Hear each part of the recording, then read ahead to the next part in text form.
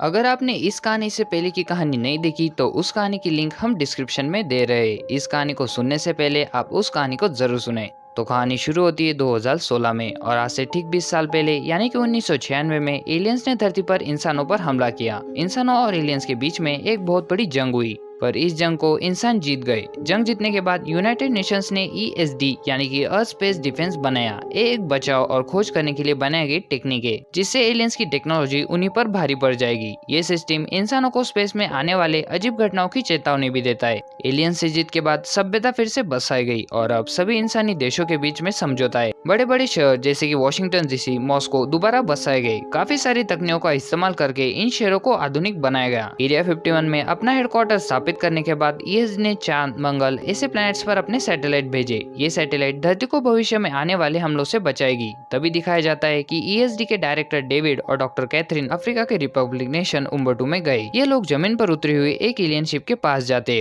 और इन्हें पता चलता है कि अपने हाथ से पहले एलियंस ने उनके ग्रह पर खतरे के सिग्नल भेजे थे। इन्हें यहाँ पर यह भी पता चलता है कि अमेरिका के पूर्व राष्ट्रपति थॉमस विटमोर और डॉक्टर ब्रैकिश उम्बटू से एलियन से टेलीपैथिकली जुड़े हुए हैं। इनको काफी समय से विचित्र गोलाकार वस्तु दिख रही है। कुछ दिनों बाद अज्ञात गोलाकार जहाज चांद के वार्म होल से निकलता है। डेविड के मना करने के बावजूद भी उसे सिक्योरिटी काउंसिल के ऑर्डर पर खत्म कर दिया जाता है और इस घटना के बाद आदेशों का उल्लंघन करते हुए अमेरिकन पायलट चार्ली और डेविड उनके कुछ साथियों के साथ स्पेस में चले जाते। ये सब के सब उस जगह पर जाते जहाँ पर एलियन शिप को मार गिराया था। वहाँ पर उसका बहुत सारा मलबा पड़ा हुआ होता है और जब ये वहाँ उस मलबे को देखते तो इन्हें यहाँ पर एक बहुत बड़ा गोला दिखाई देता है और ये ठीक वैसे होता है जैसे धरती पर कई लोगों को विजन्स आए हुए होते। तभी यहाँ पर एक बहुत बड़ा एलियन शिप आ जाता है और ये एलियन शिप पिछली बार के जो 1996 में आया था उससे भी बहुत बड़ा होता है। इसका कुल दायरा 4500 किलोमीटर का होता है और जब ये धरती की कक्षा की तरफ बढ़ रहा होता है तो कई लोगों के सिर में दर्द होना शुरू हो जाता है। ये वही लोग होते जो पिछली बार 1996 में एलियंस के खिलाफ लड़े थे। वही दूसरी तरफ चांद पर दिखाया जाता है कि डेविड और चार्ली चांद से निकलने से पहले उस कंटेनर को भी वहाँ से ले जाना चाहते जो पिछली बार वाले एलियन शिप के अंदर से निकला था, जिसे इंसानों ने पिछली बार ही चांद पर धराशायी कर दिया था। डेविड और चार्ली उस कंटेनर को लेकर वापस धरती पर एरिया 51 में पहुंच जाते। वही दूसरी तरफ स्पेस में जो विशाल स्पेसशिप दिखा था उस पर स्पेस में जो डिफेंस सिस्टम होता है उससे हमला करने की तैयारी की जाती है, पर इससे पहले कि उस पर हमला किया जाता वो एक ही हमले में सबके सब डिफेंस सिस्टम को पूरी तरह से नष्ट कर देता है और अब लगातार अर्थ की तरफ बढ़ना शुरू करता है। अर्थ पर जिस भी शहर के ऊपर से गुजरता है उन सबको अपनी तरफ चुंबक की तरह खींच लेता है, क्योंकि इस स्पेसशिप की अपनी एक ग्रेविटी होती है जो अर्थ की ग्रेविटी से बहुत ज्यादा है और अब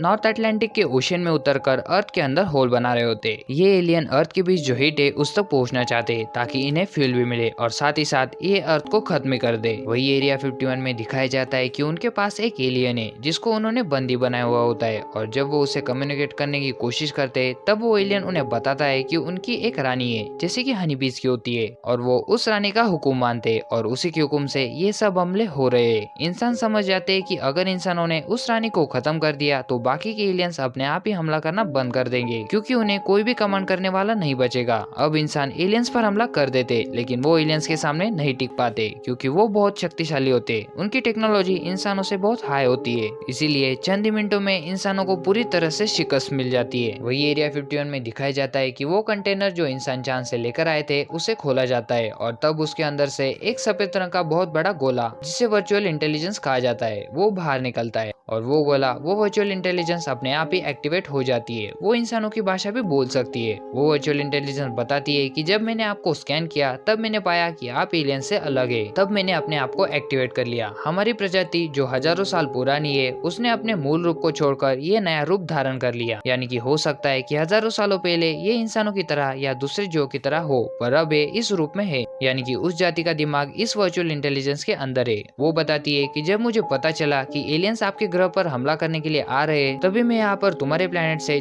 ज्यादा लोगों को बचाने के लिए आई थी, लेकिन इससे पहले कि मैं तुम तक पहुंचती तुम्ही ने मुझ पर हमला कर दिया, ठीक उसी तरह से जिस तरह से एलियंस ने हमारे प्लेनेट पर हमला किया था। वो एक के बाद एक अलग अलग प्लैनेट्स पर जाते हैं और प्लैनेट्स के कोर में जो गर्मी होती है वो उस ऊर्जा शक्ति को खींच लेते हैं जो कि उनके बड़े बड़े जहाजों का ईंधन है। वो उससे अपनी टेक्नोलॉजी को और भी एडवांस करते हैं और इसीलिए वो अर्थ के कोर में छेद करके यहाँ की एनर्जी को निकाल रहे होते। वो वर्चुअल इंटेलिजेंस बताती है कि हमारे प्लेनेट को इन एलियंस ने पूरी तरह से खत्म कर दिया और अब मैं अपनी प्रजाति की अकेली बची हुई वर्चुअल इंटेलिजेंस हूँ। मगर एक प्लेनेट और भी है जहाँ पर मैं बचे हुए लोगों को, बचे हुए जीवों को ले जाती हूँ और इस प्लेनेट के बारे में उन एलियंस को नहीं पता और वहाँ पर मैं उन्हें ऐसे हथियार बनाना सिखाती हूँ जिनसे इन एलियंस को खत्म किया जा सकता है और इसीलिए वो एलियंस उसे किसी भी कीमत पर खत्म करना चाहते हैं। मैंने अपने आप को एक्टिवेट किया है और इसीलिए क्वीन को मेरी लोकेशन का पता चल भी गया होगा और वो कभी भी मुझे खत्म करने के लिए यहाँ पर पहुँचने वाली होगी। यहाँ पर उस इंटेलिजेंस से पूछा जाता है कि अगर हम क्वीन को खत्म कर दे तो क्या होगा। वो वर्चुअल इंटेलिजेंस बताती है कि क्वीन को खत्म करना नामुमकिन है और अगर तुमने उसे खत्म कर दिया तो उनके एलियंस को कोई भी कमांड नहीं दे पाएगा और उनकी प्लेनेट की जो दूसरी क्वींस है वो अपने बाकी बचे हुए एलियंस को वापस बुला लेगी। अब इंसान समझ जाते हैं कि इस वर्चुअल इंटेलिजेंस की क्या इंपॉर्टेंस है और क्यों क्वीन इसे हासिल करना चाहती है। वो इसे हासिल करके उस प्लेनेट का पता लगाना चाहती है जहाँ पर और भी बहुत सारे सर्वाइवर्स है जो ऐसे वेपन्स बना रहे हैं जिनसे इन एलियंस का खात्मा किया जा सकता है और अब इंसान किसी भी कीमत पर इसे बचाना चाहते हैं। डेविड प्रेस्टन को कहते हैं कि जो सिग्नल्स इस वर्चुअल इंटेलिजेंस से एलियंस तक पहुंच रहे हम उसी की तरह एक नकली सिग्नल बनाएंगे जिससे हम उस क्वीन को फंसाएंगे और जब वो उस तरफ बढ़ेगी तब हम उसका खात्मा कर देंगे और अब अपने प्लान को अंजाम देते।